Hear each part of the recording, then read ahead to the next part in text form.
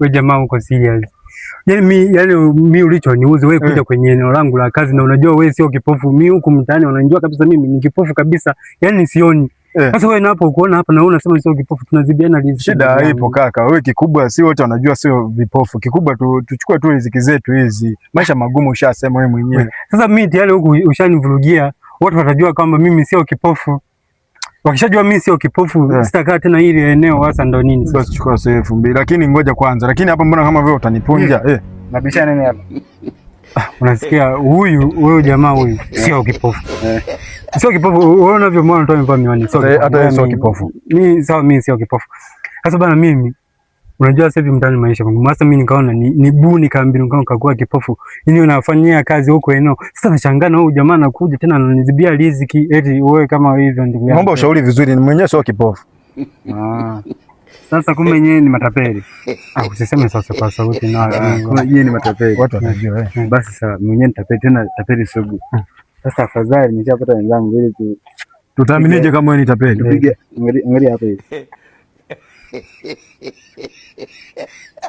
Sasa sikieni sasa. Kuna madili ya kupiga sasa, madili ya kupata 10,000, 20,000. Kuna dili kubwa tunaweza kaenda tukavamia hata benki kwa hela za kutosha. Sasa nisikilizeni mimi sasa. Ndio tukae hapa. Sogea hapa hivi. Sogea hapa.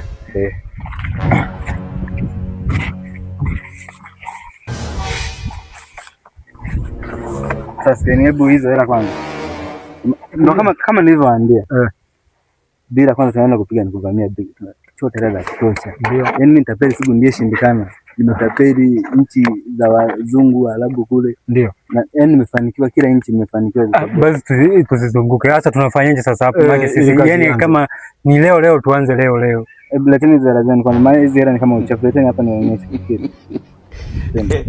Mambo zote ni 11,500. Mmeweza zote. Hakuna ukaendesha hata moja ipo. Na huu ujinga mwachie kufanya. Kujifanya vipofu hata kuna madili makubwa ya kufanya. Ndio tupe sasa huo mchongo. Yaani kama ni sasa hivi sisi yaani hatujajua sasa hivi yaani sikilieni sasa. Msubiri hapa sasa hivi sekunde hiyo moja. Sekunde moja anakuja. Sasa hivi. Sasa wewe unaenda wapi sasa hivi? Naenda kuchukua vifaa. Tuanze kazi sasa hivi. Basi kama sasa tunaenda vifaa vya kutosha. Kuna miwani ukivaa tu uonekane. Umeelewa? Uonekane sura. Yaani uonekane hata ukienda kuiba watu uonekane. Kwa naenda kujianza sasa hivi. Umeelewa? Msubiri hapa vijana. Tunaanza kazi. Sasa kutupiga sasa unaumiza sasa. Sasa unaumia. Itakuwa mimi hata siwezi kuongea. Kinachofuata ni ngumi. Mbona jamaa afiki tu? Sielewi, yani sijui saa ngapi sasa hivi. Ameenda si muda sana.